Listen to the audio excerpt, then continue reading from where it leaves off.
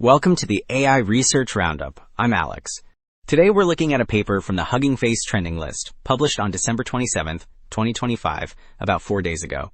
This paper introduces DreamOmni3, which adds scribble-based editing and scribble-based generation so you can point to exactly where an edit should happen, instead of hoping text alone describes the right region and visual detail. The paper is titled DreamOmni3, Scribble-Based Editing and Generation. And as we'll see later, the joint input trick with a color-coded scribbled image makes the whole workflow feel surprisingly practical.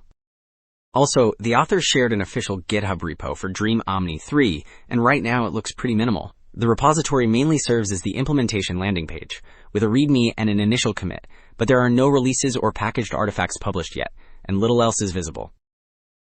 Figure 1 makes the core idea feel concrete, because it shows that rough scribbles can reliably steer both editing and full image generation. This figure shows a gallery of source and result pairs, where circles, boxes, and doodles mark exactly what should change.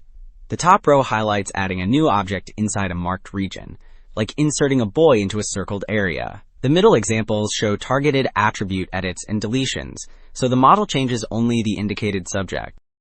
Figure 2 explains how the system gets trained, even though real scribble-labeled data is scarce. The top section lays out 4 editing data recipes, where a referseg service, meaning an automatic tool that finds the object region, helps place scribble symbols, doodles, or pasted crops to form before and after pairs.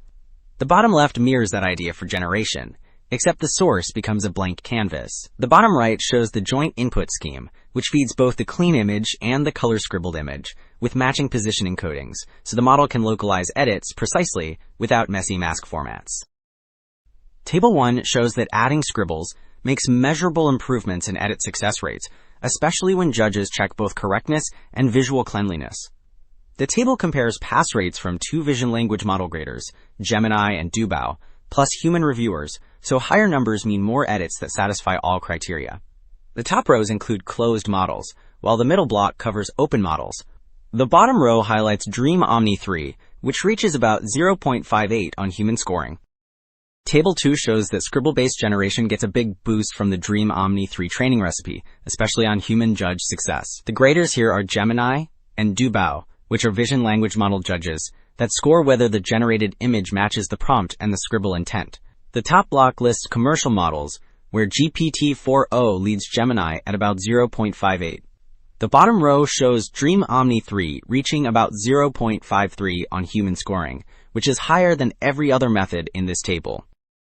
Table 3 and Table 4 show that the best scribble behavior comes from letting the model see both the clean image and the scribbled image, and keeping their encodings aligned.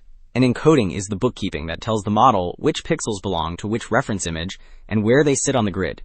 Table 3 shows editing improves most with joint input, because scribbles can hide source details.